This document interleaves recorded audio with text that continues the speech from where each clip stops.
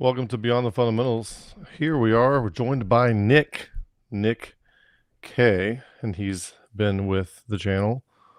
You probably know him if you know anything about the channel. So welcome aboard, Nick. So we're talking today about terraforming in response to the meaning crisis.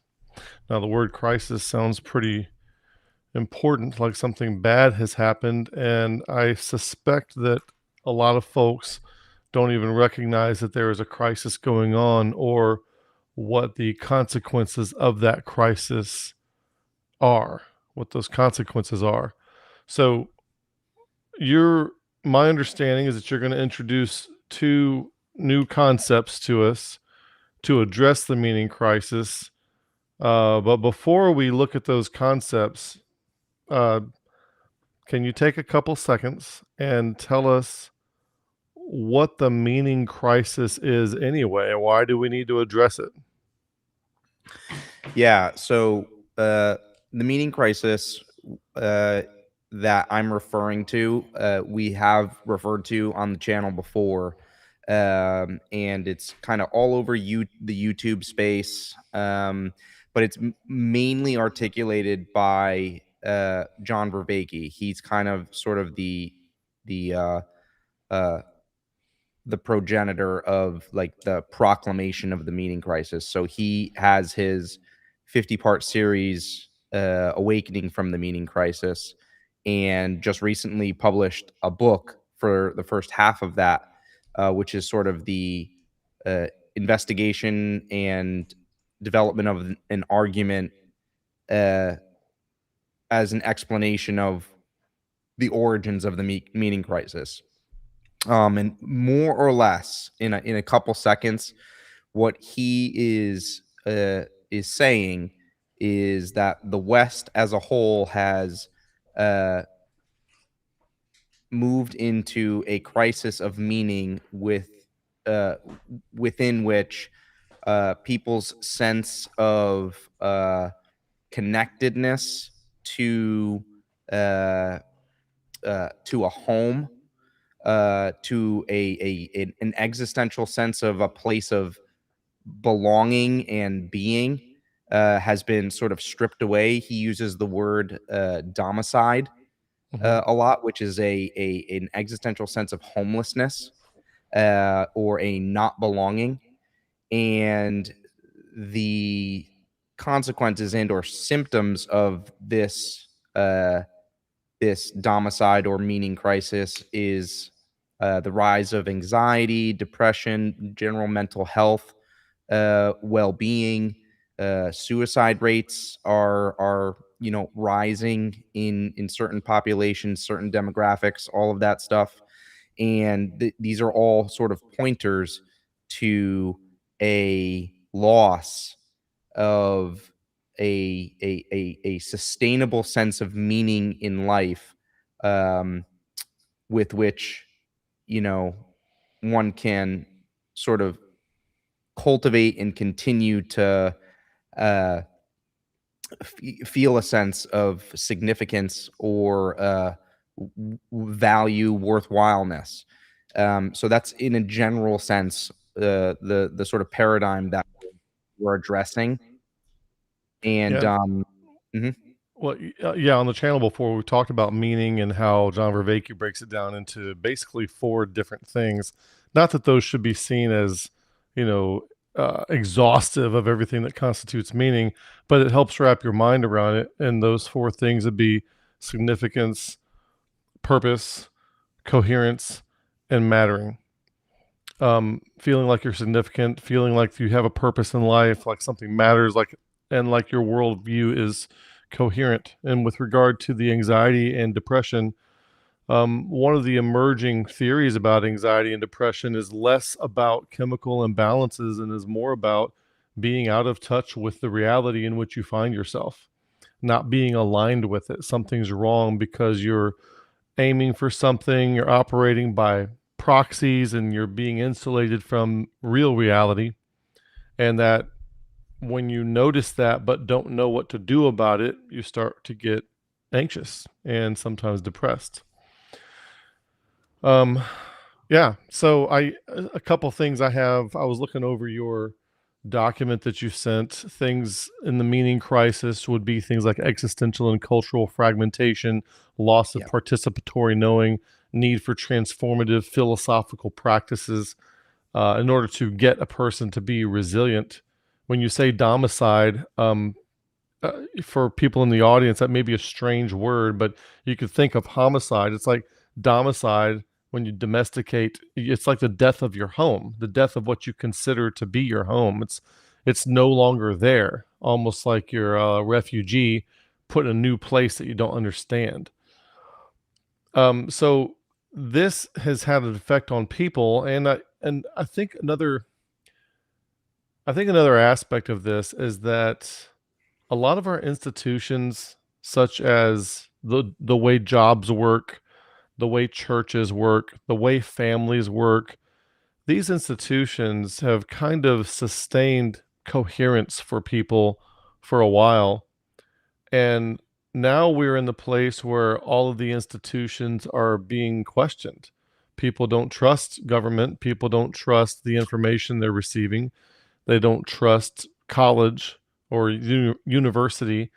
They don't trust that perhaps the church is really has their best interest in mind, or that institutions like marriage are uh, really what we help us thrive right now, if that makes sense. And that I really don't want to go through the time to unpack that. And I'm not talking about marriage per se, but the way it's done today, the Yeah. way the government is involved with it, kind of thing. All the unintended consequences that come along with it for so many people that they didn't think about when they got into it. But Yeah. yeah, so we're in a meaning crisis in so many different ways, and a lot of people talk about the meta crisis, which is a crisis in a lot of other areas, and the meaning crisis is really just one particular domain of the meta crisis. Anyway, Yeah. so Well, yeah. So yeah, just sort of trying to frame it in that way where we're sort of trying to address, well, so what I'm doing is for the past months or whatever, I've been uh, pursuing a master's degree and in philosophy, and in order with the intention of uh, laying the groundwork, doing the quote unquote academic rigor in order to become a philosophical counselor. That's ultimately my end goal. But in the completion of this master's degree, I'm going to attempt to write a thesis, specifically within the paradigm of uh, John Vervaeke's proclamation of the meaning crisis, because mhm, I think there are, in the academic world, it's something that people are addressing, but more importantly, in I guess you could say the intellectual dark web space, or the uh, just the general cultural space, like this is a thing that is gaining traction, and I think that there are some notions. There's a grammar set, there's a language set that has some. If it doesn't have some holes in it, it at least has some conceptual things that could be developed in order to help people, uh, you know, understand more thoroughly what's going on, and moving into a phase about, okay, what are some potential solutions, or what are some potential avenues with which we could deal with this. And funny enough, we had an FSI session last night, mhm, uh with which we were sort of circling around a potential phase shift of, we've had all this time in development over the past years, and there may be a a phase shift going on with FSI, and in the world, or the West at large, where we sort of kind of know that there's a meaning crisis. There's some people who are able to sort of articulate it. There's some people who it's just sort of it's in the background, and sort of eroding away at certain things. But there is a cohort and a paradigm of groups and individuals that have started to develop practices and different distributive cognition cohorts in order to address the meaning crisis in whatever articulation of it that they may have. Like, you and I have spoken about a faith crisis, Yep. which Yep. is sort of in its own way a particular articulation of the meaning crisis. Right. Right. Um, Or a segment of it. Yeah. right, exactly. And so what I'm kind of attempting to do is to actualize or actuate FSI's uh, uh, current power, and attempt to uh, offer a conceptual articulation of what I think may be going on in these spaces, and to try and use FSI as a cultivation field to Hmm. help me and help FSI potentially co- uh, erect some sort of a understanding, and not necessarily a prescription, but definitely a a a conceptualization of what we might be doing. um and therefore, if we have a degree of understanding of what we might be doing, and good, specific, precise words and concepts to apply, then we can understand what our larger goal set might be, and potentially have a better chance at developing practices and developing um, appropriate responses to this meaning crisis. And that's ultimately what I'm trying to initiate today. Is I kind of struggle with writing a little bit, because at heart I'm not an academic at all, like at all. So before I'm prepared to write, 60 to 80 pages of sis. It's like, that's a huge undertaking for me. I think it would be a good idea to begin to rehearse, with The ideas, the ideas with bounce them around a those little bit. right, with those people, and have it documented. That way I could potentially even track um you know, the development of the thought in a more distributed way, Yeah. because I mean that's what FSI was, initiated to, and how it was conceived. And a lot of the ideas, the key, like absolutely key ideas in this articulation that I'm developing are specifically from work that's been done in at Beyond the Fundamentals, and specifically in FSI. Um, so I kind of feel like it's appropriate to attempt to start to, you know, uh, get on the bicycle and start pedaling down the driveway with the training wheels off, or with the training wheels on, and rehearse, and then, take from the interlocutor, what's being added here. Take from some of the people in FSI, what might be helpful here. And you know, another benefit of this is, with FSI, we have developed, a degree of our own language for certain things.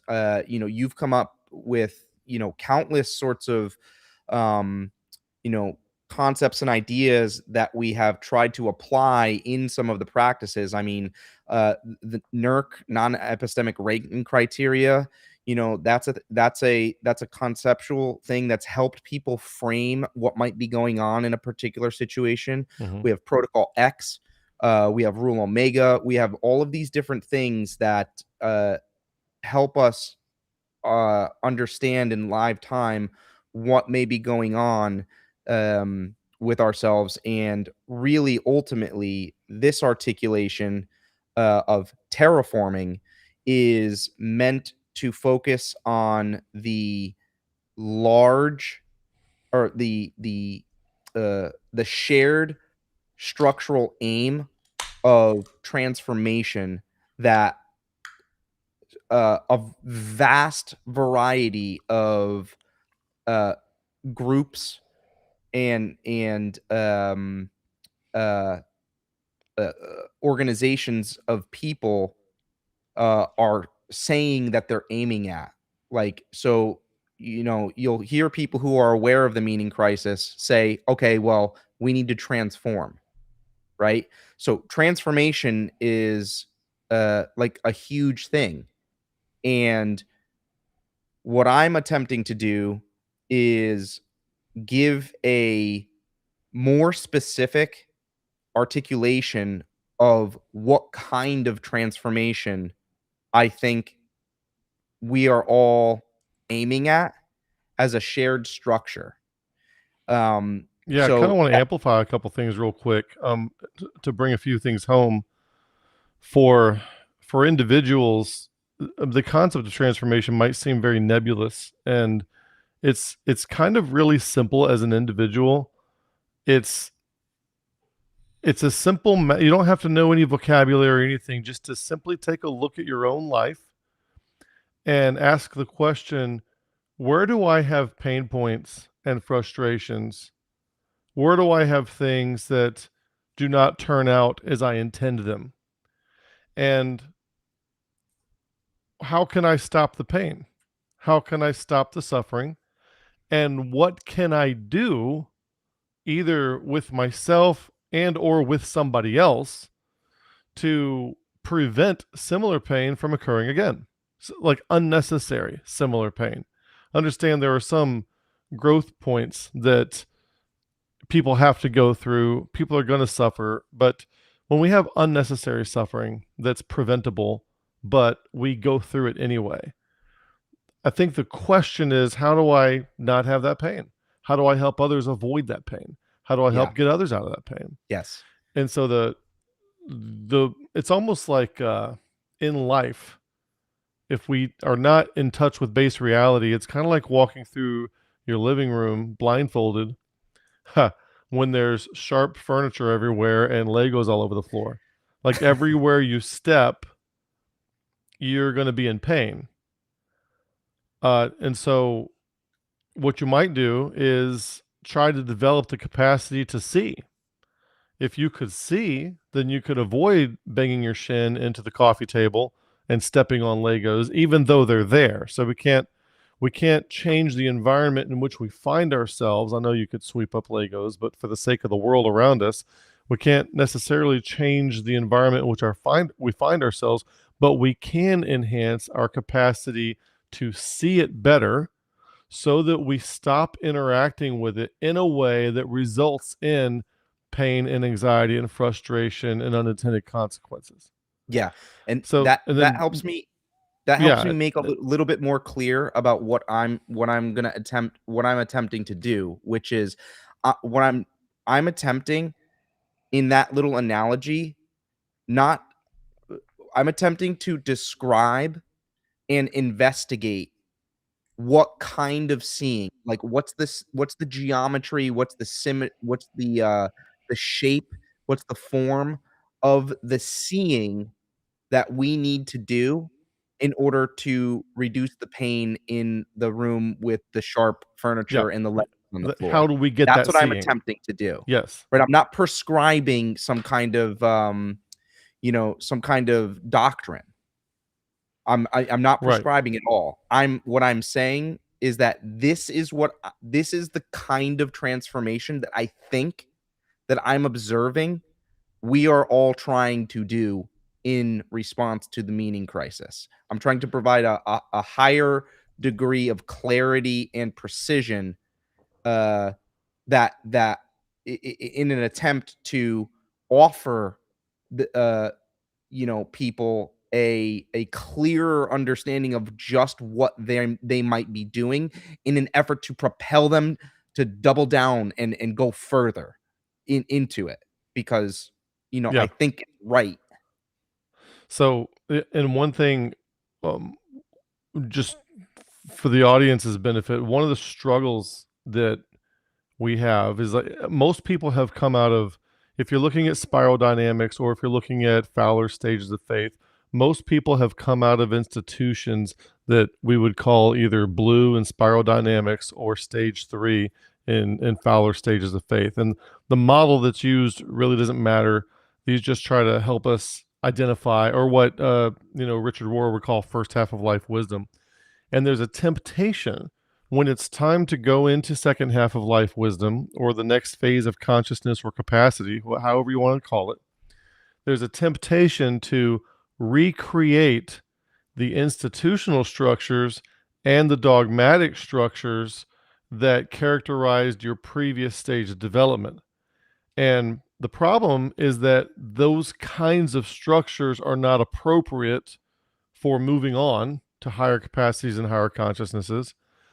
So to fight off that tendency, there's a tendency to want to bring structure to something that will have the unintended consequence of causing it to backslide down into left hemisphere propositional tyranny. It'll Yes. drag back down. So Yes. it's kind of like going between Skillet and Charybdis, where I've got to figure out some way to bring some structure to where people have a kind of a guardrail to hang on to when they're new to the skating rink, but also not over engineer it into something that's Right. in our own image. Right. Right. You were cautioning against this last night, and Yep. and to be clear, um, I am not. I'm not attempting to again prescribe some sort of a doctrine or a structure. Well, I'm already assuming that everybody who's listening is in agreement that in order to address the meaning crisis, individuals and groups and organizations need to transform. I'm assuming that people are in agreement about that they need to transform. What I'm attempting to do is to give voice and a grammar scheme to the kind of transformation that I think we are all sharing Yep. Yep. in agreement with. And this is actually also important with addressing your concern about um how to implement the appropriate amount of constraint and structure versus how much uh potential space you're holding, like Kayla was talking about last night, and John, about how much potential space you're holding for something to emerge Mm-hmm. that you Mm-hmm. are that you have no way to pre-specify. And It's almost like so planting something. It's almost like planting seeds in a garden, yep. and you don't know what they're going to be, but you know Yes. you're going to be able to eat it when it brings forth fruit. So you have to Yes. provide space for Right. that to happen. Yes, and we will just again, we'll get to that in terms of uh the architecture and the geometry with which I'm going to use in order to describe the kind of transformation that I think we're all sharing. Yep. But one of the uh the works that I'm constantly giving reference to is, which we kind of need to understand, And it's way easier to understand than like IDM. Um, but if we can get a hold of this understanding, it's a work by Alicia Uraro in uh, uh, dynamic structural dynamic theory, and what she's saying and what we want to get a hold of in terms of dynamical systems is a true dynamical system is something that we understand in a vertical way primarily, and at the top we conceptualize the structures at the top as what she calls selective structural constraints, and then at the bottom she has what would be called like variance and um like enabling emergent constraints. So this is like Neoplatonism 101, where you have emergence at the bottom from the Hmm. bottom up, Hmm. and you have what they call emanation Emanations. Yep. from the top down. And a dynamical system, a good example is something like evolution, uh, is that evolution is natural selection based on variance and mutation. And so what ends up happening when a dynamical system starts to kind of uh, get going like an engine, which she actually calls a virtual engine, it's when the proper amount of emergent variation, which is the thing we were talking about last night, where the the cultivating of the land, the opening and the opening of the land in order to make room for seeds, like potential space, uh, Yeah. that's cultivating an emergent uh landscape in order for those structural selective constraints to sort of form their way down into. And so what ends up happening is that those selective constraints, um, uh, uh, uh, in a sense, choose what sort of stands out as relevant to the particular bottom up variance that's going on. So it's selective in that way.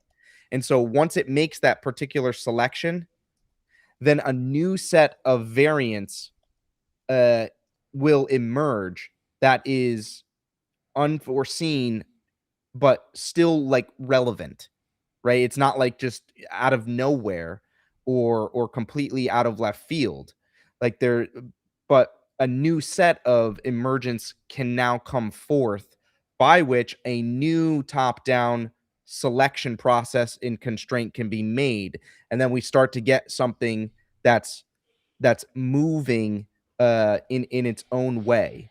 Um so we want to understand dynamical systems in that way in order to then start to begin to talk about um, ways in which we can make choices in educating ourselves and others and groups that we're a part of in terms of like the sort of practices that we might want to prescribe.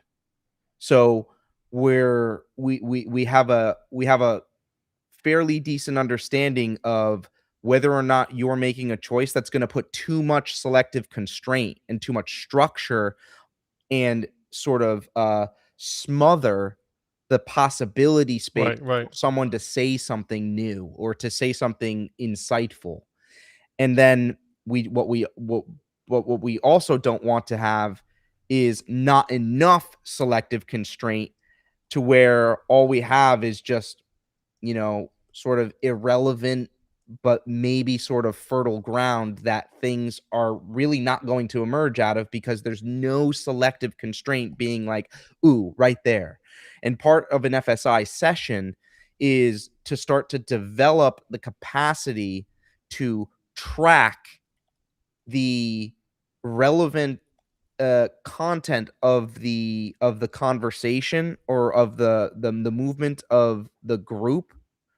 And what that starts to do is starts to train your senses, right? To say, oh, there's the selective constraint right there. But also, it's too much. We're suppressing too much because maybe this person isn't speaking for enough time, or we're not like educing out of them enough of what they might be trying to say. So we need to kind of back off the selective constraint there and not have this like propositional tyranny in our mind so much about where this is going, and let them kind of work through what might come up, right? So it's like a calibrating process of, how much are we constraining in a particular instance, and how much are we allowing for something new or insightful to emerge out of this certain thing, right? So that sort of kind of clear? Yeah, yeah, for me it is. The I I guess a few years ago I came to embrace the paradox of emanations and emergence, where it's like the very simplest form of this thing is the chicken or the egg, which came first. Mhm, And mhm, you've got to have one to get to the other, and it's kind of a cycle.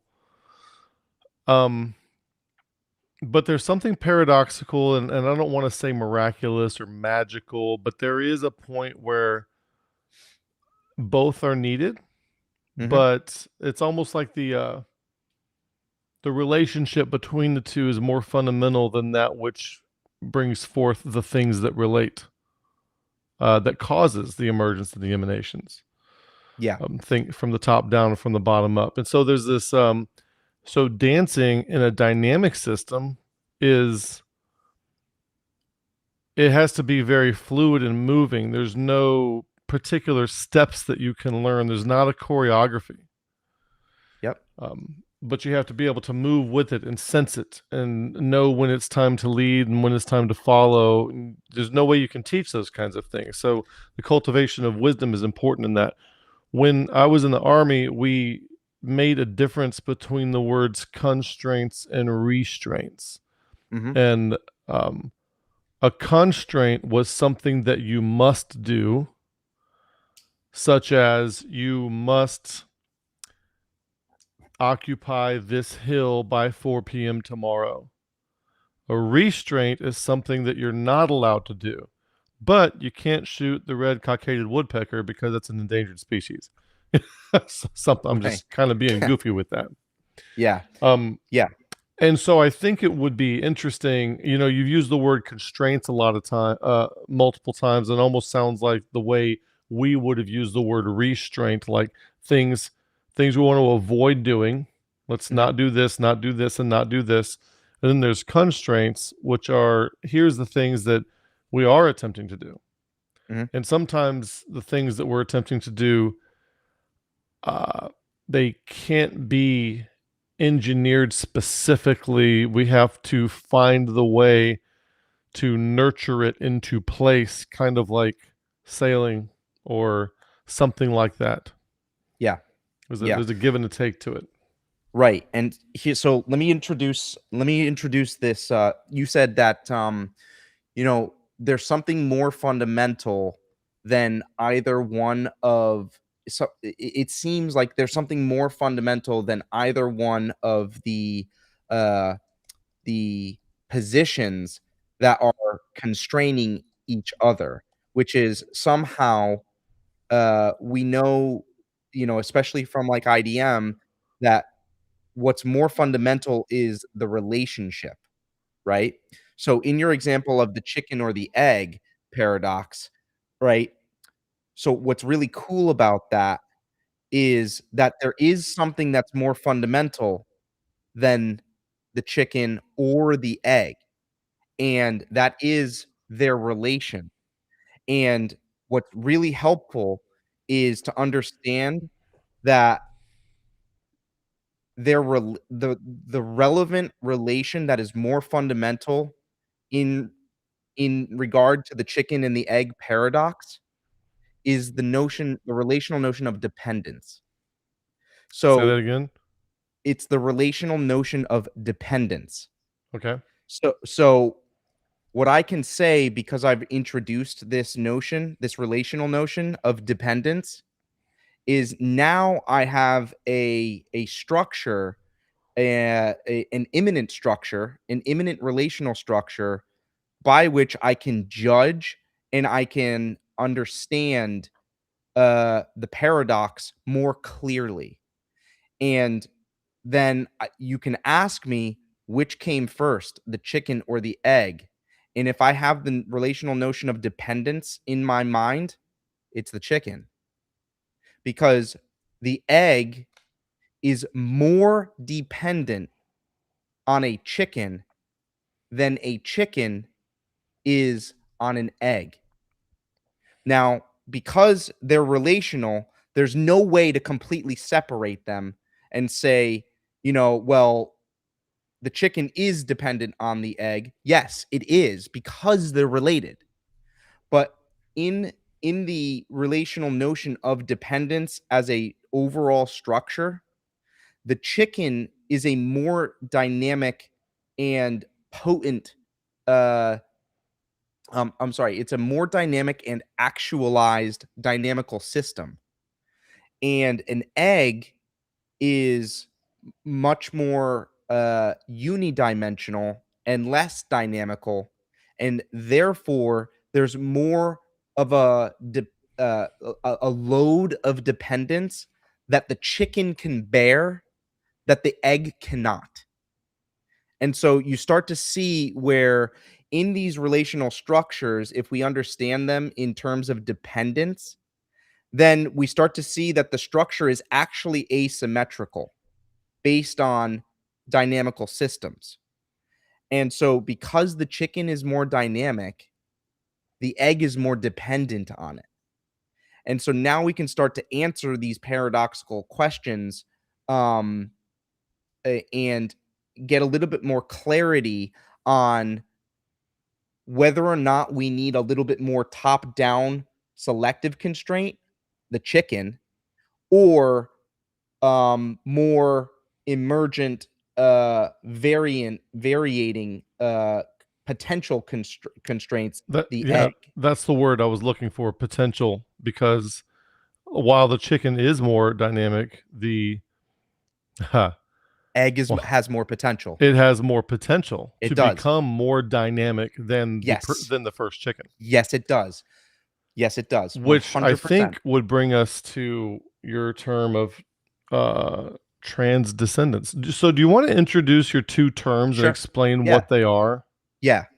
Yeah. So I need everybody to kind of give me as much grace as possible here, because this is a an idea that I'm in the process of developing and I'm introducing to you guys at a stage where I can articulate it, but I'm asking for I'm trying to I'm trying to distribute the idea in order to reflexively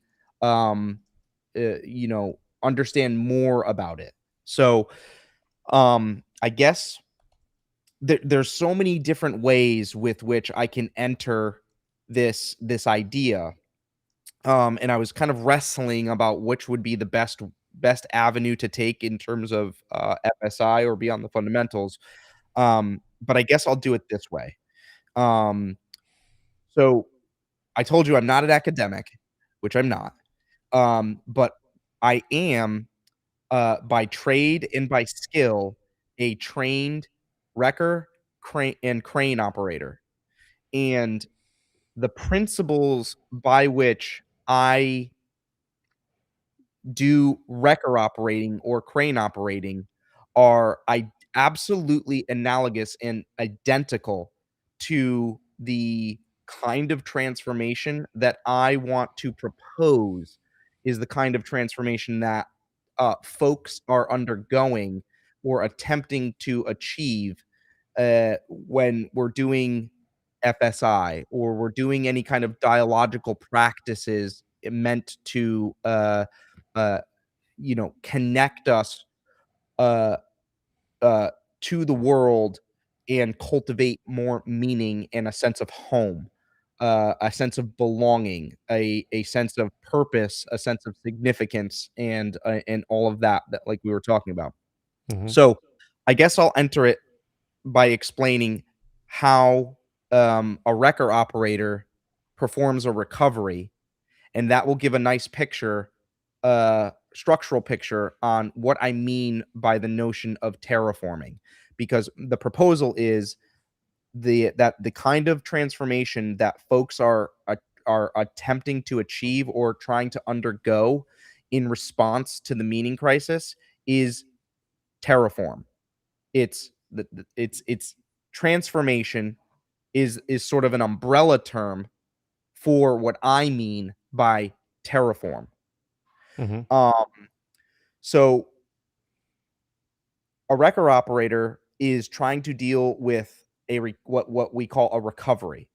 So we're recovering a load that has been overturned, has been uh, wrecked, or is in some kind of crisis.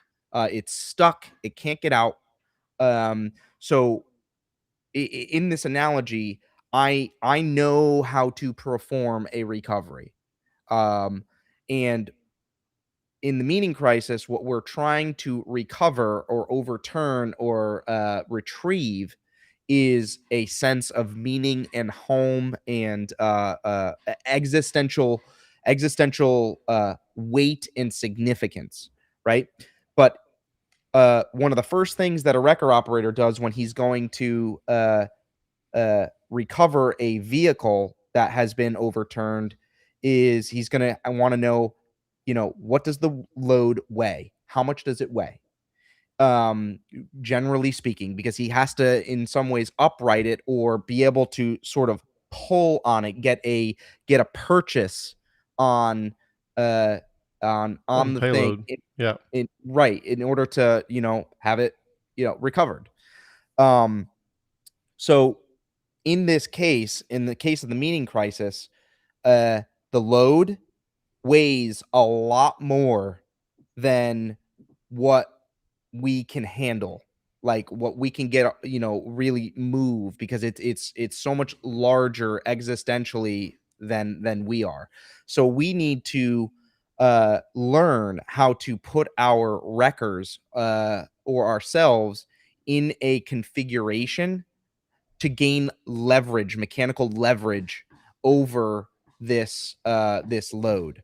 And so what a wrecker operator will do is a wrecker is set up with what we call a boom, and it has some winches that go from the center of the boom and they go up and over it, and you can lift this boom from a horizontal to a particular degree of height or a particular angle, Yeah.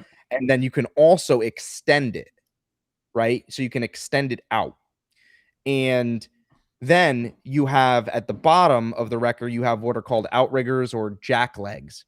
Hmm. And what you can do is you can put those jack legs down on the ground and sort of start to lift the tires of the wrecker off the ground in an attempt to kind of stabilize the wrecker Hmm. as the boom is going up and up and up and up. So what you have is a very large lever. And but there are many cases where your wrecker weighs less than the load that you are going to try and move. And there's a bunch of, mathematical calculations that you can do and blah blah blah, but that's not really that important for this analogy. Um, so in the dynamical system of a wrecker, what you have is a boom, a transcendent boom, which can point itself at the sky and it can extend to a particular point. Um, based on the operator's calculation or judgment. And what will happen is 9 times out of 10 with, when I'm training wrecker operators is they don't put their boom to a particular height. What they do is they put it about here, and then they take their winches and they send it straight out horizontally to the load, which weighs more than they do, and then they actuate the winch, and all that happens is the wrecker starts dragging towards the load. Yeah. So the truck moves. You don't have enough leverage in order to move something that weighs more than you do. Right. That 9 times out of 10, this is what new operators do. They just take the winch and they run it horizontally right to the load, and they start winching, and they go, "Oh, the truck is moving. What the heck? I need a bigger truck. I need a bigger truck." No, you don't. You don't need a bigger truck. What you need to do is you need to set up a dynamical system. And you need to set up that dynamical system in a terraformative way. And so what you do is you take your boom and you set it to a particular transcendent uh, point. And then you don't extend the boom fully, because what you'll get, second level operators doing is extending the boom all the way out here. And then uh, when they actuate the winch, when they have the winch line is going down all this way, is they hit the winch, and then the truck starts to go like this. It starts to tilt forward like a seesaw, right? So you don't have enough leverage, right? So the front end of the truck is coming up like that. So in this sense, you have a version of transformation. You have a form or a configuration which is too transcendent. It's too focused on transcendence.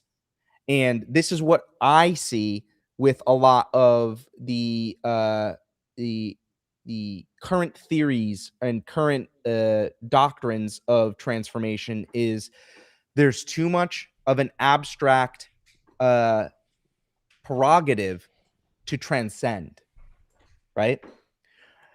And that people get very frustrated with this because they there's they're doing the things that they know that they're supposed to do, like, oh, you need to read more books, you need to pray to God more, you need to go to church more, you need to transcend your mind in order to transform into the image of Christ, or to conform to the image of Christ, or something like that. So we get the vast majority of people who are interested in transformation, they are they are focused on setting their boom to an angle and then extending that boom too much, and then they lose their mechanical leverage, and then the truck just tilts forward, right? So and what would and be then the proverbial boom in someone's life that they are extending too far? their aspirations. Okay. It's their aspirations. And so you can have a maxim, which I kind of mashed two of them together, because uh you have the saying, um uh a man's reach should exceed his grasp, right? Yeah. And then Yeah. you have another maxim, which is a man's ambition should not exceed his worth. So now if you put those two together, so which I've done, which is Did you say a should not exceed his work or worth? worth, his Worth. worth. Yeah. So if you put those two together, what you get is a little dynamical system, and a way to calibrate. So you say a man's reach should exceed his grasp. That's invoking aspiration. You should aspire to something higher, right? But your ambition should not exceed your worth. So what we have in this, again, proverbial boom, is you want to be careful about what you're aspiring to transcend towards, right? Because this is the Luciferian sort of failure, is to he says, I will what does he say? transcend. I will ascend above the throne of God. So Mhm. Lucifer's got his boom way too far out, and he can't get a purchase on the meaning there because his aspiration is too far away from the ready, here's the word, imminent ground. Because Or proximal zone of development. yes, well, that's what you're trying to achieve here in the configuration of your wrecker in order to set up a terraformative stance, right? So, um, I tell when I'm training these guys, or when I'm in on a recovery on my own, doing it myself, the words that the men who have trained me how to perform a recovery, like my father, my dad, he says he says it to me, "Nick, put the truck in the ground. Put the truck in the ground," and he says it with a lot more swear words, believe me. Put like screaming, "Put the truck in the ground," right? So what does he mean by that? He means put your boom up at about a 45 to 50-degree angle. Extend that boom so that it is vertically in line with the 2 jack legs, right? Yep. So don't extend it past the jack legs, and don't keep it in, towards the chassis of the truck. Put it about vertically in line with Mhm. with those 2 jack legs. Mhm. Then run your winch lines up and over the boom, right? And bring it down to the load. And then what's going to happen is that when you actuate that winch, what's going to happen is the force is going to start to lift the load up, which means the tip of the boom is going to provide this driving force down, down into the jack legs. And what the jack legs are going to do is they're going to go into the ground. They're going to force into the ground, right? And so this is like totally amazing when this happens, and it's like it's super vitalizing and visceral when you feel a truck or a wrecker do this. Um, because what's going to happen is those legs will start to build up like aggregate, like in the ground, like the dirt will start to kind of coalesce, and it's planting and rooting Pack in there. itself in Yeah. the ground.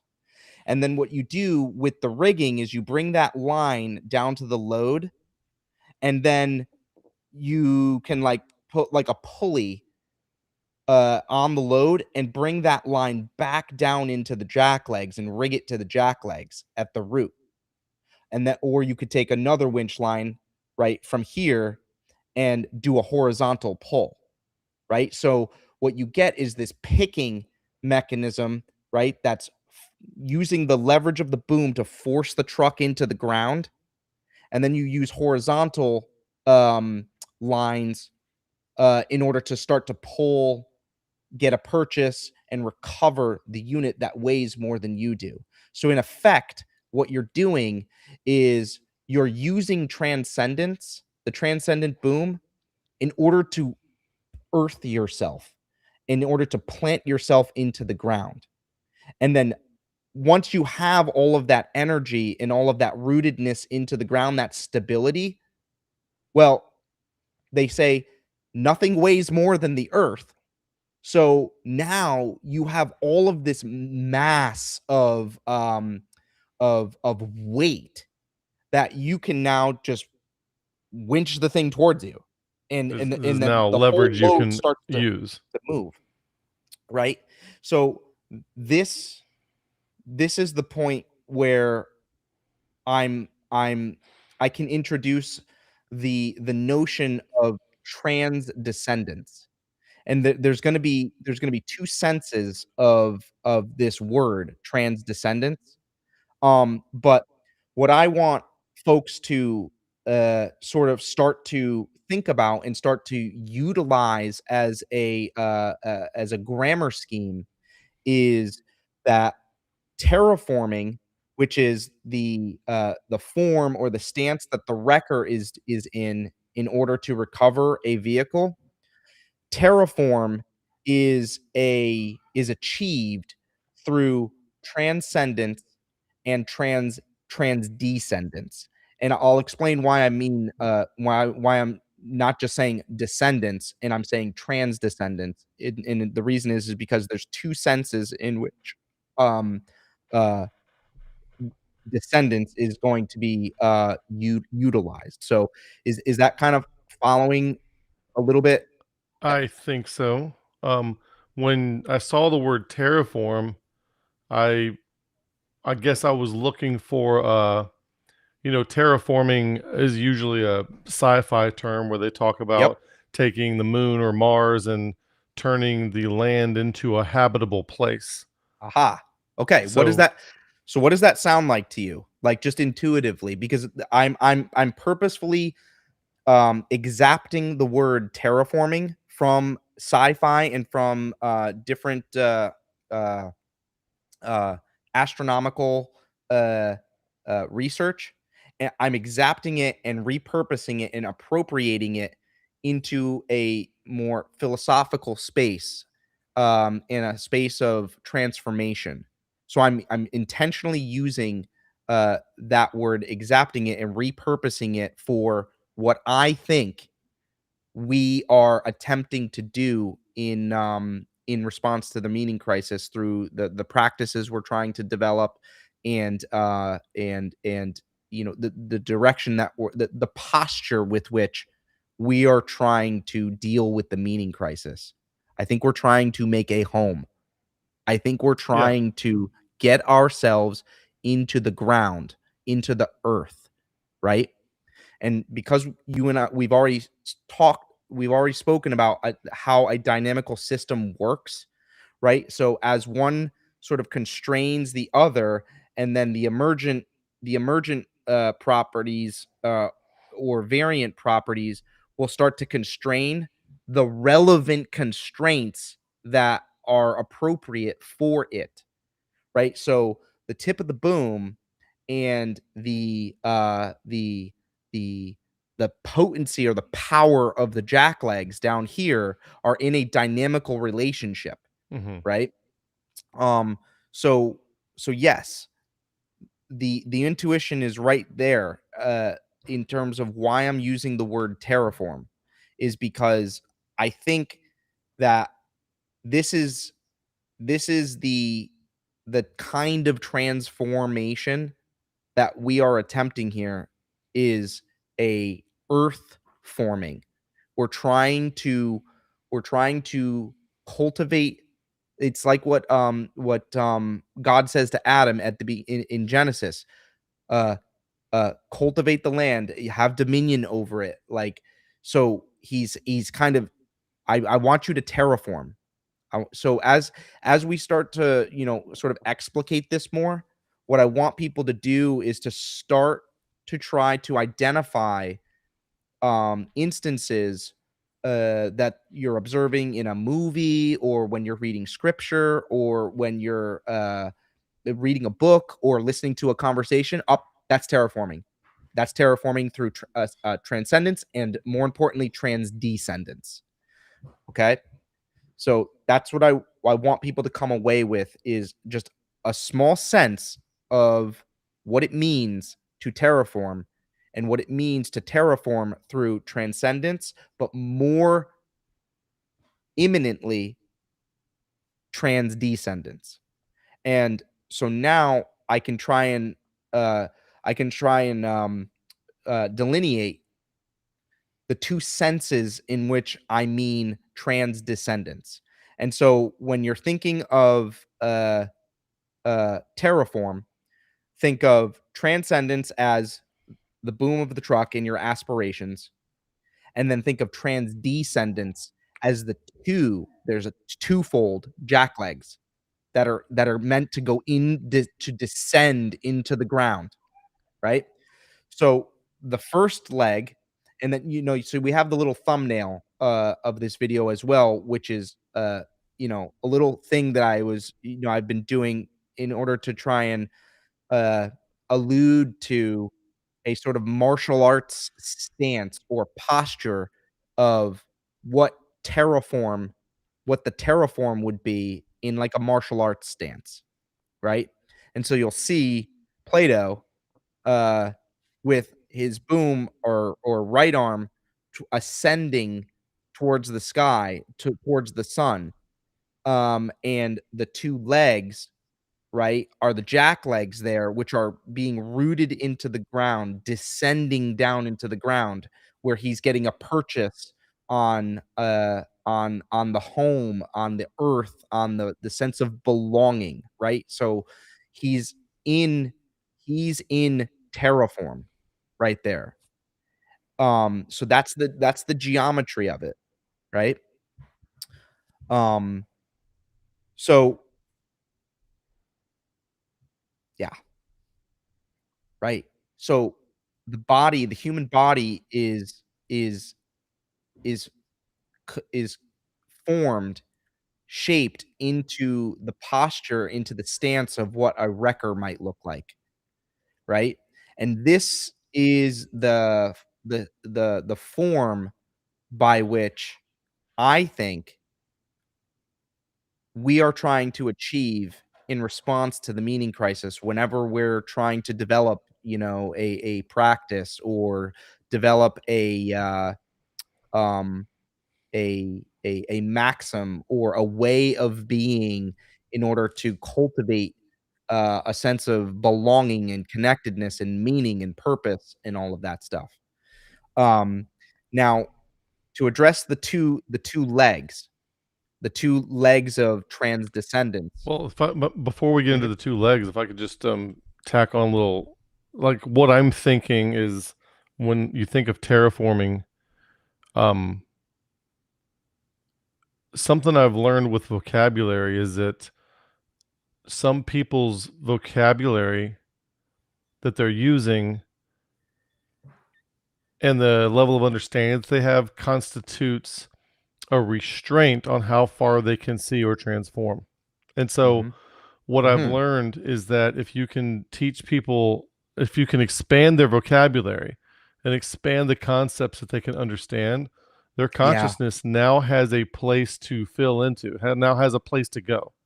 Yes. And so if somebody's creating like an AI bot or like a three-dimensional AI bot that lives somewhere in the land, they want to watch it do something, they have to provide a place for it to be first. It has to be somewhere. You can't just have something, it has to be somewhere. And I feel like the somewhere where humanity got used to being is no longer sufficient and we don't know what to do about it. So terraforming to me sounds like the recognizing the necessity to create a new place for us to move into, Yes. Precisely. because you can't, it's almost like you have to put, your fish will only get so big in a certain fish tank. It's almost Yep. like you have to get a bigger fish tank in order for it to continue growing, something like that. Yes. Yes, run with it. So as you're starting to map this, right? Run with it. Watch where this notion will take you. And like it's you're going to be able to map this onto a lot of things. And so keep going, right? So let me introduce the the the top down uh descendant aspect of terraforming. Um, so we have the ascending, transcendent notion, and we have it in in great amounts because whenever people talk about transformation, they treat transformation in one of two ways. They either treat it as a horizontal sort of movement, a sequential movement of this state to this state to this state to this state. It's a horizontal line, right? Right, right. If you Linear. get It's a some, linear thinking. it's a linear thinking, right? But that linear thinking is dependent on a more vertical thing, a more vertical dimension, right? Because nothing can go this way if it doesn't yet have the space opened for it from a vertical top down bottom up dynamical system. So there's a aspect of dependence uh on from the horizontal on the vertical. So uh then the other form, or the other way you will get the notion of transformation, is that it's really conjugate or similar to transcendence, right? Which, okay, now we've got a vertical term, but transcendence only goes one way. It only goes up. And you don't hear people talking about transformation in a coextensive way, which is transcendence and transdescendence, right? So it kind of sounds a little bit counterintuitive to say that, oh, well, in order to transform, what you got to do is put your truck in the ground. You need to descend, right? So now we're in a position where we can reference um, the greatest terraformers ever, which are Jesus and Socrates. Because if we go over to um, Ephesians 4 9 and 10, right before we get to your, you know, again, revolutionary discovery, which, could I just side note for a second? Like, I just, you know how I feel about, your whole work with Calvinism and all of that. Like, it's just, it's, you're the best person in the entire world to deal with Calvinism. And like, I've told you this so many times that it's got to be like such a cool feeling to be like the best person in the world at a thing that is That so doesn't pay. widespread. Yeah. Well, maybe the best things don't. Who knows? Um, but but the other thing is that I don't think that you're there's enough there's enough appreciation and enough attention on the insight of the Ephesians 4 edification model, like the transition from uh, uh, uh, teachers and preachers, uh, in the distribution into the dynamical system that ought to become the church, right? But anyway, I think it's fitting that the uh, injunction of transdescendants comes precisely right before the Ephesians 4 edification model, which is Ephesians 4 9 and 10. And I don't know. Do you have it up? I, I, Which I one? see you. I see you working. Ephesians 4 9 and 10. Well, I can bring it up. Mm-hmm.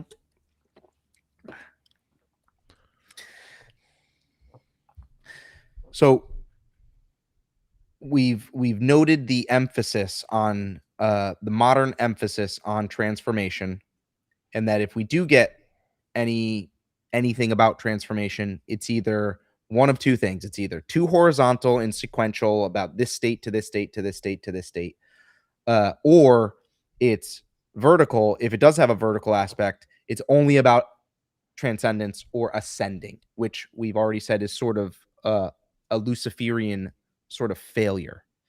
Um, to only treat transformation as a transcendent aspiration is wrong. I think it's wrong. I think we're missing an absolutely crucial aspect of transformation. And the key to understanding terraforming is to understand transdescendence. Ephesians 4 9 and 10. Ready? Yep. Now, he that ascendeth, that's to transcend, going up, This is referring obviously to Jesus. He that ascended, what is it but that he also, ready, descended, Hmm. descended first, primarily, principally. He first Ah, descended. Descendants, transdescendants is primary over ascendants. so that has to happen first. It has to happen first. There's a level of dependence. We think that transcendence is the chicken and that descendance is the egg. It's not. Descendance in terraforming is the chicken. Descended first into the lower parts where of the earth. He's Yeah. terraforming. Wow. He that descended is the same also because these are coextensive things. You do not have terraforming if you just have descendants. And you do not have terraforming if you're just ascending into, above the throne of God, or ascending into the next, intellectual the next intellectual insight that you get. That's not terraforming. That's just merely transcending and ascending above the throne of God. He that descended is the same also that ascended up above all the heavens. That he ready, but why? What was the purpose? That he might fill all things. That's to fill all of the meaning, all of the purpose, in order um, to perfect uh, the whole of the universe. And then we can go over to into Colossians and the redemption of all things, and the whole universe. I forget what those verses are. Where he redeems basically the whole cosmos. But he does that through terraforming, and so there It there was are Colossians those 1:20. 120. Um, there are those who have said that when we talk about something like love, so we talk about in terraforming the emphasis on the descending aspect of this, and the love that we need to cultivate for the world, for the earth, right? John 3:16, for example. uh John 3:16 is an orientation towards two things: towards the earth or the world, and towards God's descendant, which is his son. Hmm. Because when you say descend, what you mean is two things. You mean it's a double entendre. God's descendants is the actual act of the incarnation, of descending down from heaven, and God's descendants are also would also be called the sons of God. So there are two legs to this descendants. There's two meanings to it. And one is the actual vertical movement of going down into the earth, uh, moving in a downward orientation, rooting down into the lower parts of the earth, right? For the sake of fulfilling all things. Uh, then there's the aspect of your descendants, which is all of the things that propagate after you for the sake of uh, for the sake of something. So you have two legs of descendants that need to be understood in terraforming. That when when you're moving in this downward with this downward orientation in order to stabilize and root yourself into the ground, you are doing that for the sake of love. John Vervaeke defines love like if you want to know what you love, all you have to do is think about something that you would want to be around What is the thing that you want to propagate or to be around even if you're not here? Yep. Okay? What's that called? Transdescendence. You are conceptualizing and doing something for the sake of a two-legged descension, right? Your descendants are those who will come after you even when you're gone. That's what a descendant is. So you're starting to see the two legs of terraforming that are moving down into the ground. Um, this is why we get the lineages all in the Bible. We get the descendants of Abraham. We get the descendants of Adam. We get the descendants of Je- of uh I was thinking King David in the book of Ruth, Boaz, the descendants of Boaz, right? Well, all of these descendants, I mean, each gospel starts in some way with a rendition of the descendants of dissension, right? Not Except for Mark, ascension, yes. not except for Mark, but Mark because it's looking at Jesus as a servant Right, with right. who is would be a person who would not have descendants, um, uh, or would not come from some kind of a lineage, a significance of lineage. But you look at Matthew and the descendants and lineage of the king. You look at Luke, the descendants and lineage of the Son of Man from Adam, and then in John, the descendants and lineage of of being itself. So there's a twofold sense in which I'm intending to use the word descendants, which is why it's called transdescendants. So it's interesting to me how, um, in one sense, Jesus is described as having all this lineage all the way back to Adam. If you look at the book of Luke, and then at the same time, he's presented if Jesus is like Melchizedek, who is without father or mother, without descent, having neither beginning of days nor end of life, but made like unto the Son of God, abideth a priest continually. And so there's this idea where, yeah, for sure we can see where this thing came from, but there's another aspect of it that is randomly emergent and you can't Yes. tell where it came from. Yes. Yes. And you have both. You have both. Exactly. You got to run with it. You just got to run with it and see what it brings out. So It's almost like why? IDM. Yeah, yeah. So why are we concerned with the meaning crisis, right? So one of the other things I want to say is I said the two ultimate terraformers are Jesus and Socrates.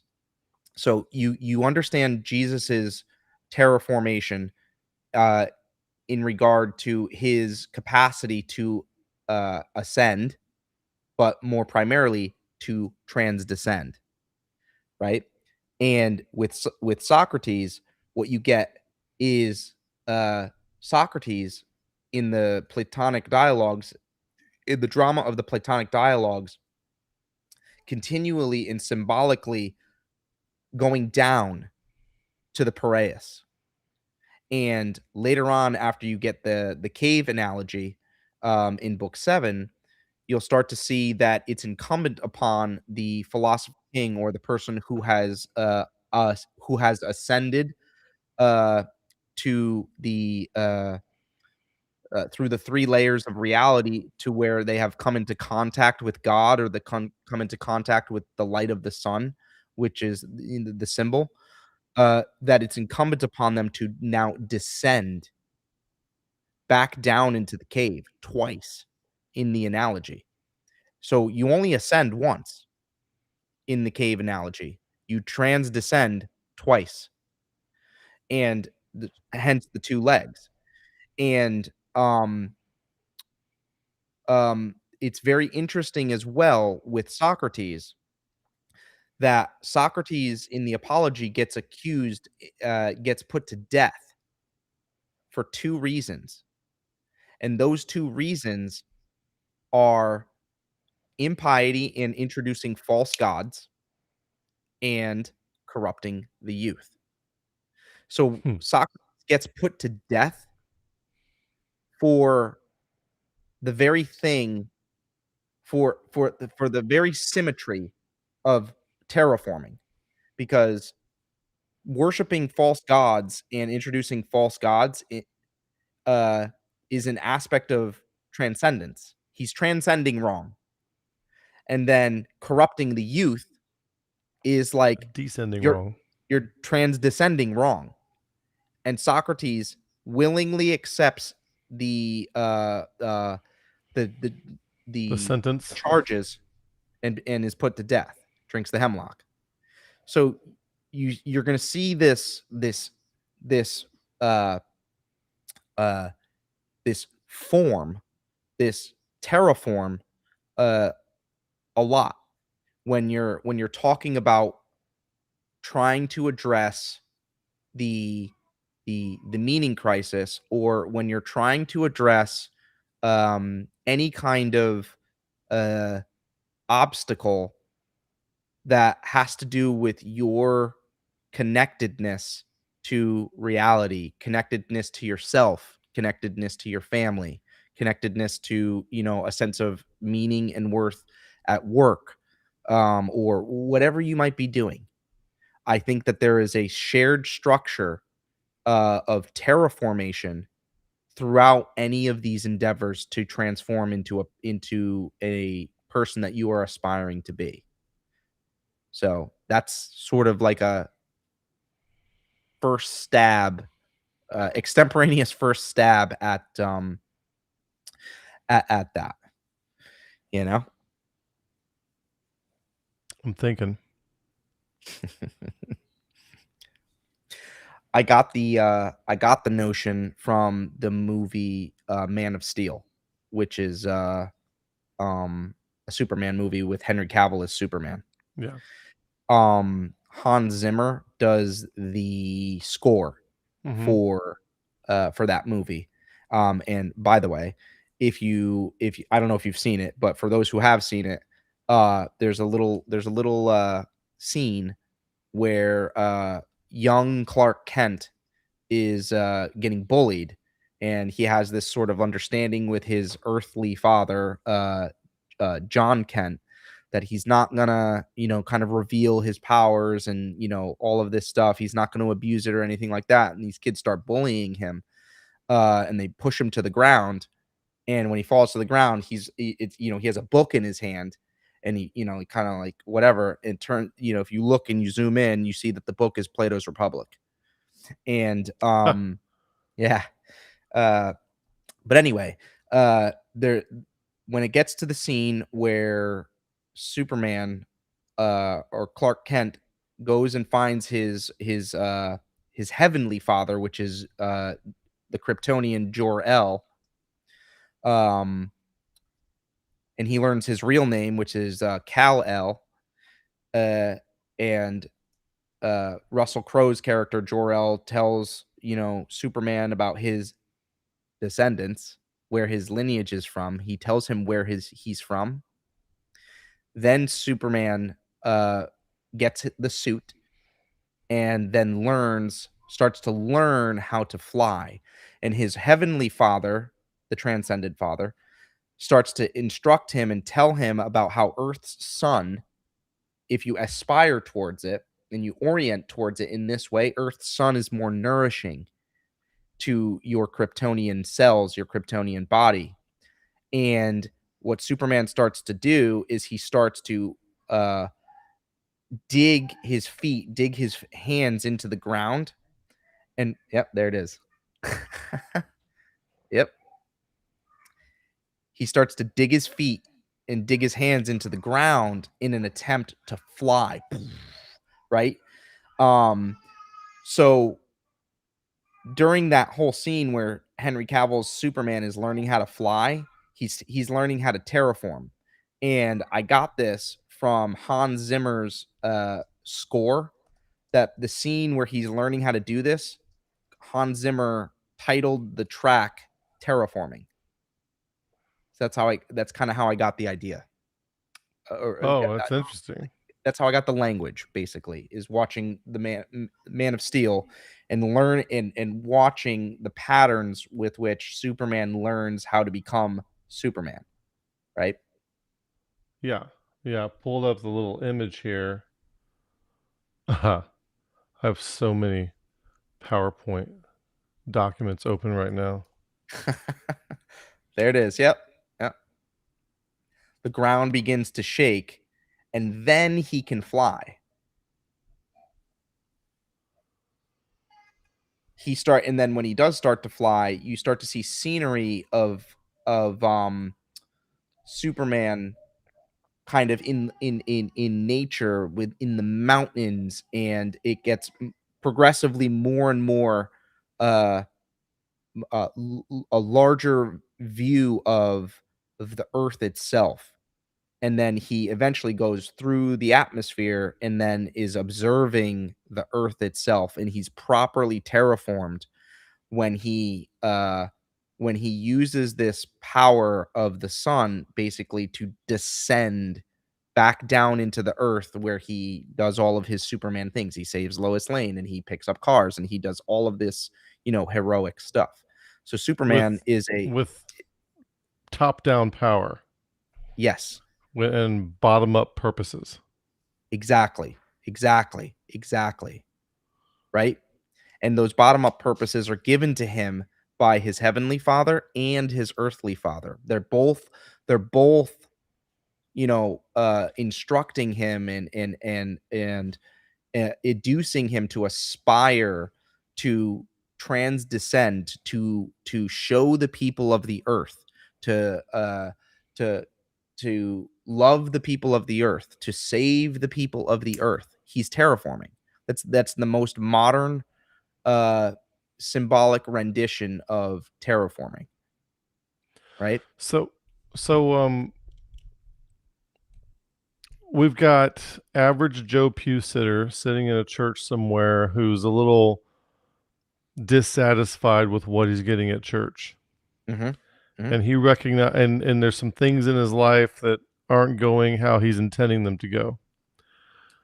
What does terraforming look like for him, Mhm. and what does transcendence look like for him, like Mhm. Mhm. specifically? Mhm. Is- Yeah. Yeah. What I see what I see, let me highlight the likely problems, and then maybe we can infer, what he needs to do. Uh if he's going to church, he's attempting to transform. And it looks like, given our two renditions of the only two ways that people are sort of instructed to transform, is either horizontally, which if it's horizontal, then it's just gonna drag the truck. Like, you're just gonna kind of move through the inertia of dragging towards the inevitable weight of existence, that you have no leverage over. You have no way um of of really dealing with. So if you're if you're at church and you just sort of feel like a dissociation, like, why am I even here? What am I even doing? Then you are probably in a place where you're in a horizontal sort of relationship with the meaning crisis. And the first solution to that is stick your boom up, right? So you need to aspire. So for that average churchgoer, solution number one, if there's a horizontal inertia pulling you towards nihilism, uh, you need to find things that inspire you. And so that you can have a conceptualization of what to aspire towards. So the question becomes, um, what gets you going? What what is it that, um, brings you into a space of, "Oh, I wanna be like that. Ooh," you know?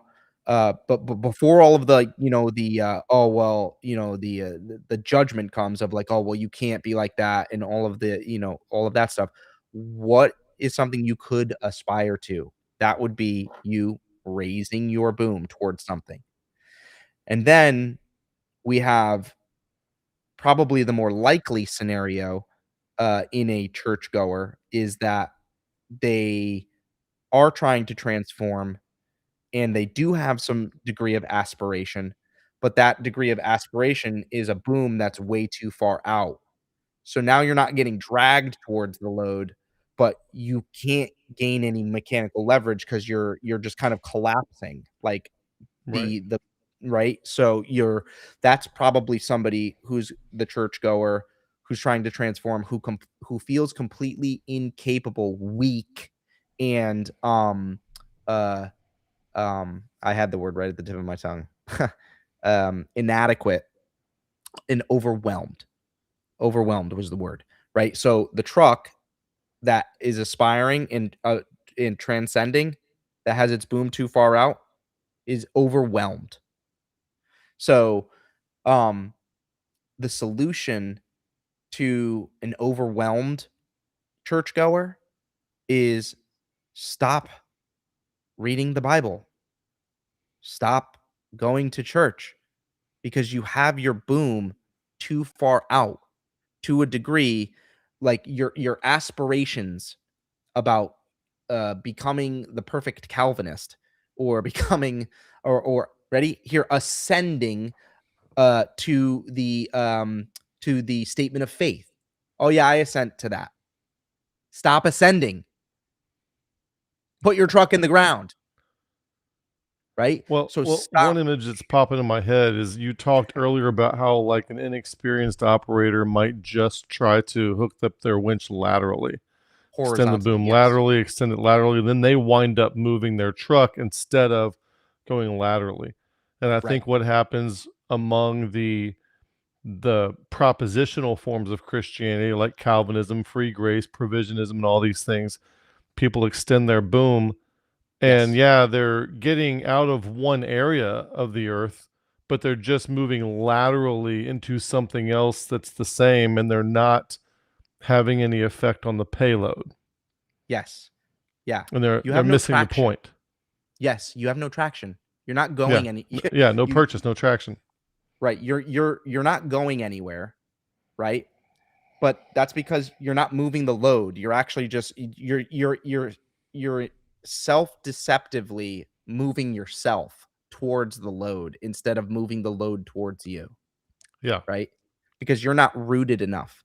Because you are aspiring towards the wrong things. Your boom is too far out and overwhelmed by uh nonsense, right? So to that average churchgoer, um, you can identify uh, whether or not you are in a stale and lame sort of relationship with your meaning in life. If you're in a horizontal relationship, if you have no aspirations, right? You have no means of transcendence, right? And you're just going to move inertly towards the load, regardless of what you do. But then, like I said, the more likelihood is that or at least my experience with, let's say, Christians, is that they actually do have their booms set. They are trying to aspire towards something, but they're trying to aspire towards something that is actually overwhelming them and tipping them. Right, where they don't have any real leverage because nothing's rooted into the ground. And so the way uh, to counteract that, uh, uh, over aspiration or that hyper aspiration is to, like, again, stop, like, bring it in. bring it closer to the body, right?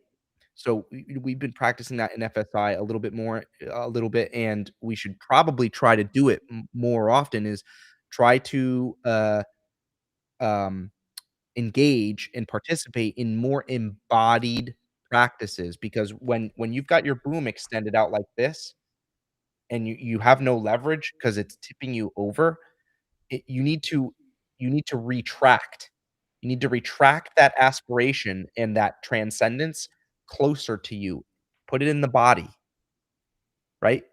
So, um, that's that's really what I would in the terraforming analogy, that's what you would do, is you would try to get the aspirations closer to you. What hits more at home, right? So, like, you could ostensibly see the person, you know, that Christian, like, never talking about anything that's really hits close to home, because they're so caught up in like, listen to the language. Where caught up, like ascending, transcending towards all of this nonsense that doesn't ready hit home. It doesn't hit the body. It doesn't hit your heart. You're kind of dissociated with too many things. So maybe you need to be participating in practices, um, like FSI, for example, and not going to church on Sunday, where you listen to a preacher and you just kind of fall asleep, and you participate with a group that is going to do a more meditative practice, that's going to try to retract that aspiration more, and pay more attention to what's going on here. That's terraforming, because So I Mhm. guess it'd be kind of like grounding. Like what I try to tell people to do when it comes to we have these world views that are so vast and broad. Mhm. Our God is the God of the cosmos, and He is Yeah. sovereign over everything on the to the dark side of planet Nibiru. He governs everything, and so we have such a vast concept of our worldviews are so expansive that we don't. Yes. What I try to tell people to do is back away from all of that, forget all of that, put Mhm. it on the back burner, shelve it, 86 it, whatever, and just think about the way your feet feel on the floor right now, the way grass feels between your toes, the way the breeze Mhm. feels on your skin, the sound of the birds outside. Mhm. That's your paradigm. Start there. The fire's Yes. hot. Don't touch it. Like you would with a little kid. Yeah. And I advise people to start rebuilding your paradigm of how the world works and what governs Mhm. it from the ground up based on experience, like Mhm. Romans 5:4 says. Experience. Like use your experience, like tactile, very physical, tactile experience to start with. Mhm.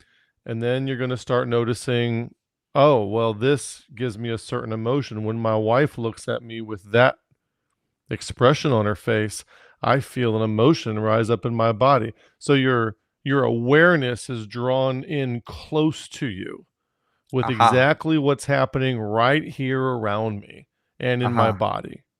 Yes. Does that make sense? It makes perfect sense. It's called terraforming. Yeah. Yeah.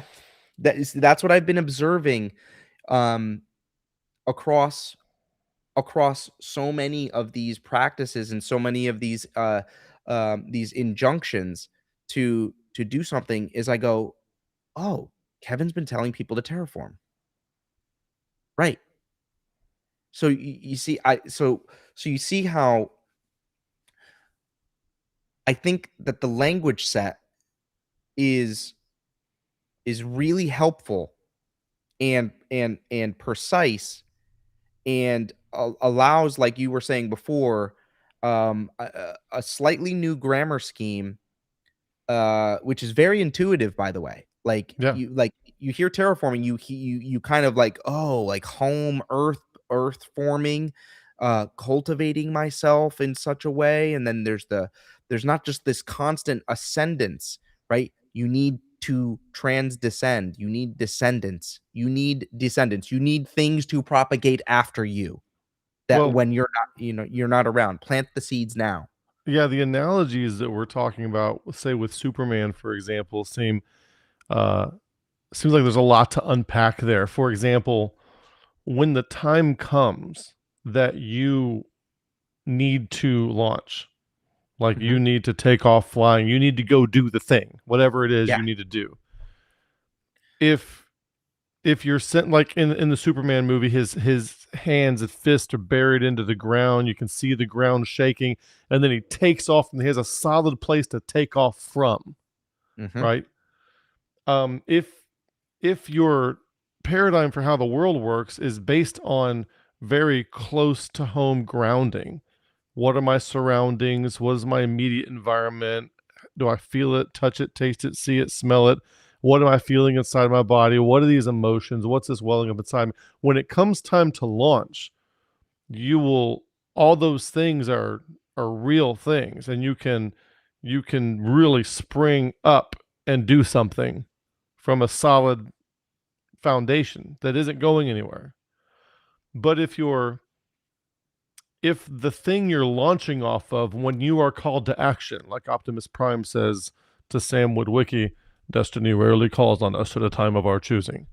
So Right. when destiny comes and calls on you and it's your time to put your hands in, if all you have is a belief system that isn't grounded in anything real, you're going to be jumping off a broken diving board. Yes. You're not going to get any traction. You're not going to get any bounce or propulsion. You're Right. just going to go flat. And I think that's what happens. Like, for example, I don't want to get too personal or too autobiographical, but there, like, say something happens and, oh, my marriage isn't doing so well, so let me spring into action. Well, when you spring into action off the platform of independent Baptist dogma, it turns out that's a broken diving board, and it does not help solve the problems. Mm-hmm. Mm-hmm. But Mm-hmm.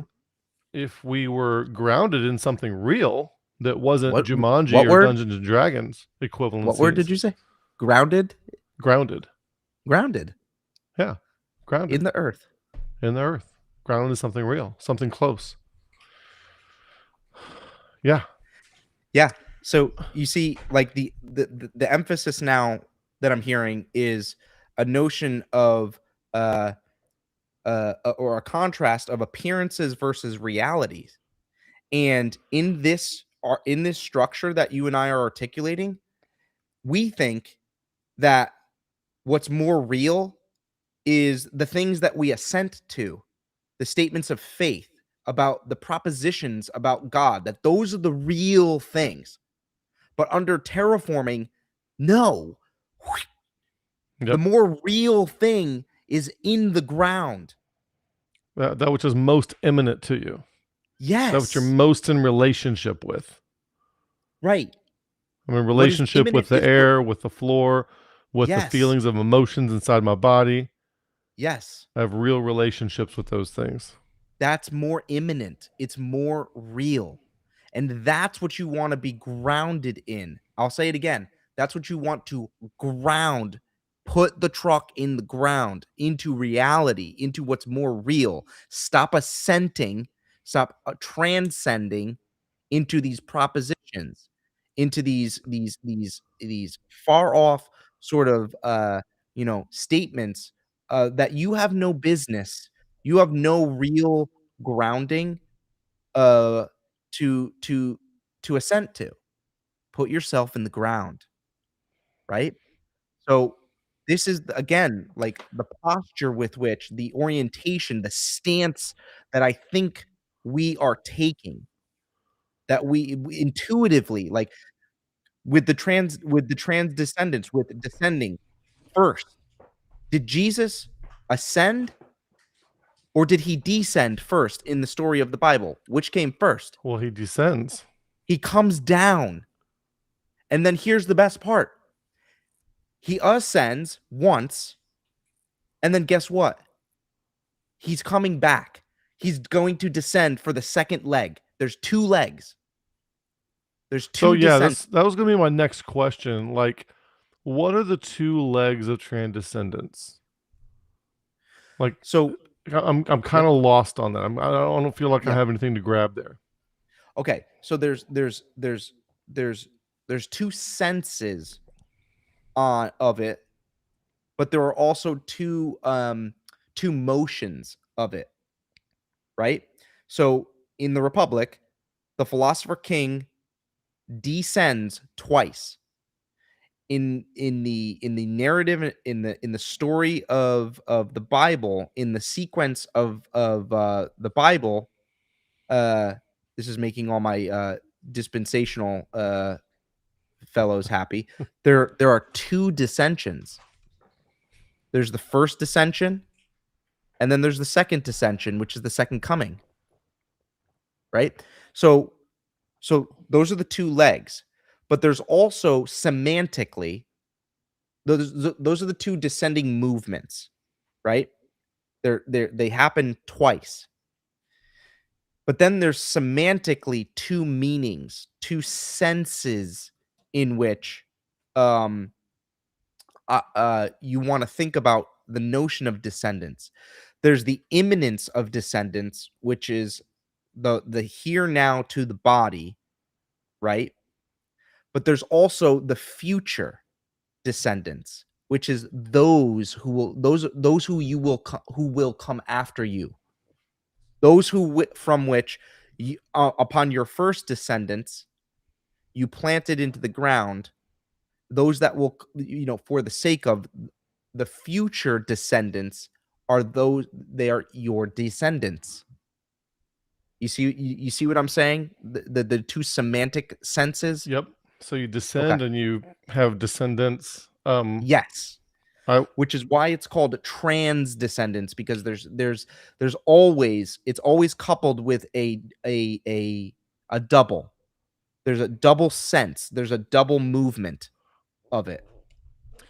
so I want to say something now that it's toward the end of like a 2 hour video, so I'm hoping nobody's watching anymore because I'm going to say something that I haven't said yet and would get me crucified. In Philippians 2, if there be any consolation in Christ, comfort of love, fellowship of the Spirit, bowels of mercies, fulfill you my joy that you be like minded, being of one accord and one mind. Let nothing be done through strife or vainglory, but each in lowliness of mind esteem others better than themselves. Look not every man on his own things, but every man also on the things of others. And then he says, let this mind be in you, which was also in Christ Jesus, who being in the form of God thought it not robbery to be equal with God, but made himself of no reputation, descend, took upon him the form of a servant, descend, Mm-hmm. and was made in the likeness of men, descend, and being found in fashion as a man, he humbled himself and became obedient unto death, even the death of the cross. Which, by the way, firstborn among many brethren would also be the other kind of descendants over there in like Romans 8, I believe. Mm-hmm. Obedient to death, even the death of the cross, wherefore God also hath highly exalted him and given him a name which is above every name, that at the name of Jesus every knee should bow, things in heaven and earth, things under the earth, and that every tongue should confess that Jesus Christ is Lord, to the glory of God the Father. Wherefore, my beloved, as ye have always obeyed, not in my presence only, but now much more in my absence, work out your own salvation with fear and trembling, for it's God which worketh in you both to will and to do of his good pleasure. I'm sharing that for the sake of saying that when this is preached most of the time, when it is taught, it's taught as just, oh, have the humility of Christ. Mm-hmm. And the more I think about this, the more I believe that this is exactly the case for each one of us. Like every aspect of this story. Let this mind be in you, which was also in Christ Jesus. This could, Mm-hmm. if you transcend and descend correctly and terraform and transcend correctly, then all of this is also true about you, the real Yes. you, the one in Romans, huh, the one in Romans 7:17 that can't sin. That aspect Yes. of you. Yes. There's no more I that do it, but sin that dwelleth in me. Verse 20. Now, if I do that which I would not, is no more I that do it, but sin that dwelleth in me. The part that doesn't sin is everything in Philippians 2 that's said about Jesus is also true of you. Right. And it's just a matter of descending down into proverbial death Yes. is the Yeah. only thing between you and that which is worthy of everything else. Right. Which is worthy of a name which is above every name. Yes. Right. And so it says, like you're in Philippians 2, that he thought it not robbery, being in the form of man, which by the way is a terraform. It's describing a terraform, which is a descending sort of form. To be in the form of God and the form and and likeness and fashion of a man. What I'm suggesting, who being in the form of God, that form is a terraform because that's what it's describing, right? Because you get these descending sort of descriptions like of low reputation of a form of a servant in the likeness of man juxtaposed with the likeness of God, which is a descension, became obedient unto death, even the death of the cross. So we're going down, down, down. But then what ends up happening is he gets a name which is above. Now we're getting the vertical ascending sort of language there. But the important part, who being in the form of God, right? Because this is this is referencing, let that mind be in you, which was also in Christ Jesus. Ready? Who, right? Here's an example of that mind, who being in the form of God, right? So the mind that's in Christ Jesus is that mind which is being in the form of God. And what I'm suggesting is that that form is a terraform. The form of God, I'm suggesting, is a terraform, an earthing form, which has this coextensive movement of descendants and transcendence, right? So, so this I might be going too far with this, but I was reading the document that you sent me, Hmm. and I noticed that one of the interactive groups that exists is an acronym Yes. that spells out Tiamat. Yes. Well, mythopoetically, Yep. earth, ground, Mhm. land is always Mhm. feminine. Yep. And the feminine urge is to expand with security and stability and basically static knowingness. Hmm. It's not as dynamic. And then the masculine urge is to do something, build a city, launch a rocket, something like that. But you have to do that from Tiamat, from the earth, from the ground. Yes. You Hmm. have to have that feminine that feminine form. The land has to, what do you call it, birth you out. It's Yes. interesting that birthing a ship, though it's spelled differently, it sounds the same. Off from land. You have to launch off from land. Yes. Yeah, and I'm sure that the more we think about this, the more uh, similarities will arise. Yeah, and that's ultimately, which by the way, the Tiamat thing, 100%. I've done Tiamat tier 1 and tier 2, and what Tiamat is terraforming. That's what it is. Yeah. Sure as shooting, but that's what I'm attempting to offer and to try to see if people find utility in this idea, because that it's I think that it's that it's accurate. I think it's an accurate and clarifying uh notion as to what we're doing, and I think that it propagates and uh initiates and educes more insight, more more of a compulsion to kind of be like, ooh, okay, yeah, terraforming. That's terraforming.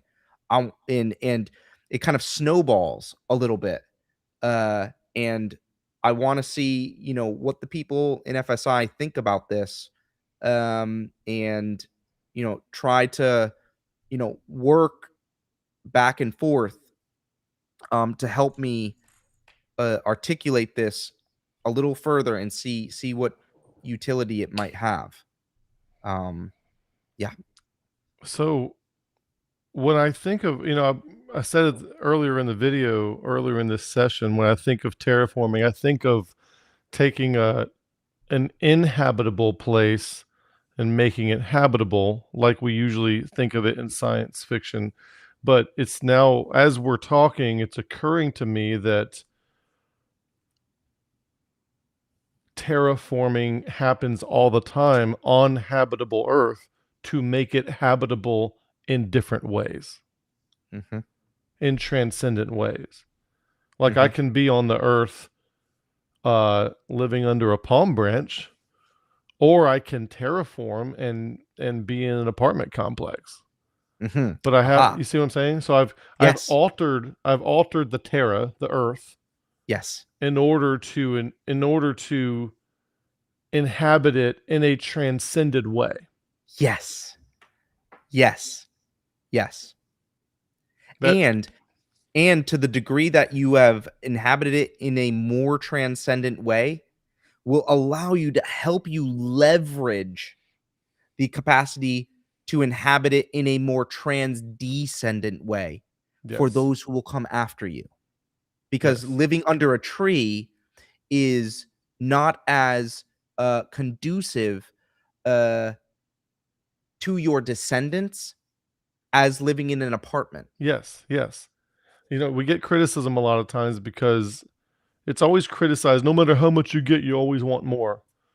And I don't think, if you're thinking about greed, I want another Ferrari and another yacht. That's one thing, but the drive to expand into something new and better and more is a human drive that is intended for positive co-creation of the environment to facilitate transcended living. Yes. And so it's healthy and proper and right for people to have aspirations to build and do more and better things. Because, like you just said, the the more I set myself up fundamentally now, the more I'm in a place to leave something for my descendants. We have trans Boom. descendants already here. Like, think about all the technology that we have, all the knowledge of our past that we have. We stand on Yeah. the shoulders of everybody who has come before us and all the knowledge that they have accumulated in order to produce all the things that we enjoy today. And all the things that we enjoy today, hopefully, will transmit down into future generations so that they can do more than we did. Yes. And if you're living just a subsistent life under a palm branch somewhere, you're in less of a position to provide Right. shoulders on There's which those after there's you less can stand. there's less potential. There's less of that potential space from which Yes. more valuable things can emerge. That's why Jordan Peterson references the Pareto distribution all the time, Yep. is because to those who have much, much will be given. Right. So what you're doing is you're following the geometry, you're following the orientation of the dynamical system that is terraforming of transcendence and transdescendence. You're following meta drives that you have to be connected to something that's more real, right? That's the meta drive to transdescend. But there's also a meta drive to move forth into higher things and propagate, right? So you So kind of owe it to yourself, to everyone around you, and to everyone who comes after you, to, like the army says, be all you can be. Yeah. Become and be everything that you possibly can be, which Yes. may mean building something in this life from which more things can descend. Exactly. Higher Exactly. quality, more transcended things can descend from. So you have the both. You have transcendence through descendants. Yes. Exactly. You have So transcendence that's through probably descendants. why the word is called Because, transdescendants. right, because you have the coextensive movement. It's like, they're inseparable. They're inseparable for the terraformer, right? So, yeah, I think that's a really, really great start. Like a really great start. I feel invigorated. I feel, to a degree right now in my body, I feel terraformed because I feel rooted and strong, but I feel a sense of like vitality with you right now that this could go on. Like we could keep going on this. I feel strong. I feel very strong. Right now. So, and this is like, again, the sort of thing that I think we're doing in trying to ameliorate the meaning crisis. We're trying to terraform, you know? Yep. Yep. Well, I'm at the end of the time that I've got. I have to be somewhere soon. Is there anything you want to say to wrap us up? No, I mean, I think that was really great. I do want to thank you. This is going to be a long project for me. It'll go on for the better part of like 6 to 7 months. Yep. So I really appreciate. I want to really appreciate uh the ground that's been cultivated uh through FSI and beyond the fundamentals, and with a sense of like, chutzpah, like Jacob wrestling with the angel, being like, okay, well, okay, you're gonna bless me. So, with that kind of sense, I want to be like, well, you guys are gonna bless me. So, If you ever um, get a chance to hear Dr. Orion Taraban talk about the story of Jacob wrestling with the angel, you will laugh. what's It the is guy's great. name? Huh? What's the guy's name? Orion Taraban. Oh, Ryan Terraman. When Okay. he talks, he's not exactly a Christian teacher. He's a psychologist. Okay. Talks about relationships a lot, but he does have one episode about Jacob wrestling with the angel, which is pretty great. Okay. So I want to give out a little disclaimer to anybody who's listening to this who may be like, cocking your head a little bit. And what we are doing here, we are not transmitting out dogma that people have to believe or do. It's not about being right or wrong. It's just a framework that may or may not provide purchase for you. It may or may not be practical for you or pragmatic for you or helpful for you. If it's not helpful for you, it's okay. Okay. A lot of Christians here, they're used to everything being dogma, and they think that everything you say is another belief you're trying to shove down their throat, which makes them want to push back. It's just a model. And if it helps you, great. If it doesn't, also it's fine. Okay. Nobody, if it's not something that helps you, you don't have to demonize the people that talked about it. There's no need for any of that. We're just trying to help folks um, avoid some of the suffering that we've been through and have seen others go through. That's all it is. So that's all I want to say about that. Amen. If you like what you're getting here on Beyond the Fundamentals, we invite you to support the channel. Couldn't do this without you. It takes a lot of time, space, resources, energy, and money, and software and hardware to do this stuff. We have a QR code in the corner of the screen. If you can grab onto that, which will take you to our donate page. And also say prayers when you get a chance for Nick and his endeavors with his master's thesis coming up in this 6 to 7 month project. 6, 7, um, coming up. So yeah, thanks for coming on, Nick. Thanks for sharing this with us. I know it's takes a few minutes to really peel back the onion to get to the idea there, and I appreciate you taking the time to do that. Yeah. Thank you, Kevin.